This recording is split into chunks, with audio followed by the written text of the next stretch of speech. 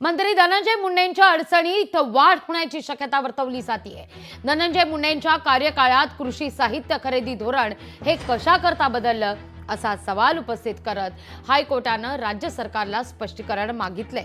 2023 मध्ये राज्य सरकारला कृषी साहित्य खरेदीच्या धोरणात बदल करण्याची गरज का पडली अशी विचारणा करण्यात आली आहे। मुंबई उच्च न्यायालयाच्या नागपूर खंडपीठानं तशी विचारणा केली आहे। या संदर्भात राजेंद्र मात्रे यांनी दाखल केलेल्या जनहित याचिकेतील आरोपात तथ्य असल्याचं निरीक्षण नोंदवत न्यायमूर्ती नितीन सांबरे आणि न्यायमूर्ती वृषाली जोशी यांच्या खंडपीठानं सरकारला 2 आठवड्यात स्पष्टीकरण मागितलंय। कृषी विभागानं 5 डिसेंबर 2016 ला कृषी साहित्य खरेदी करता डीबीटी योजना सुरू केली होती। 2023 मध्ये मुंडे हे कृषी मंत्री असताना यात बदल झाला होता।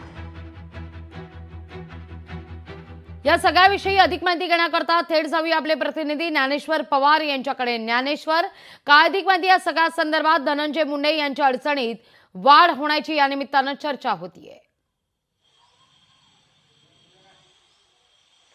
अगदीच लागवी खरं तर 2014 ते 19 या कार्यकाळामध्ये देवेंद्र फडणवीस हे मुख्यमंत्री असताना त्यावेळीच्या महायुती सरकारने जे आहे ते शेतकऱ्यांना कृषी साहित्य वाटपासाठी जे आहे ते डीबीटी ही धोरणात्मक योजना जी आहे ती सुरू केली होती। या योजनेमार्फत जे आहे ते शेतकऱ्यांच्या थेट खात्यामध्ये जे आहे ते पैसे जमा केले जात होते। मात्र त्यानंतर 2023 मध्ये जे तत्कालीन कृषी मंत्री असलेले धनंजय मुंडे यांच्या कार्यकाळामध्ये जे या योजनेमध्ये जे आहे ते एकूणच बदल करण्यात आले आणि शासनाकडूनच स्वतः हे कृषी साहित्य खरेदी करण्याचा निर्णय घेण्यात आला आणि याच निर्णयाच्या विरोधामध्ये नागपूर खंडपीठामध्ये जे आहे ते एक जनहित याचिका दाखल करण्यात आली आहे। कुठेतरी बाजार जे भाव आहेत या साहित्याचा त्यापेक्षा कुठेतरी जास्त भाव जो आहे तो शासनाकडून या खरेदीसाठी लावण्यात आला असा जो आहे तो दावा या याचिकेमध्ये एकूणच करण्यात आलेला होता।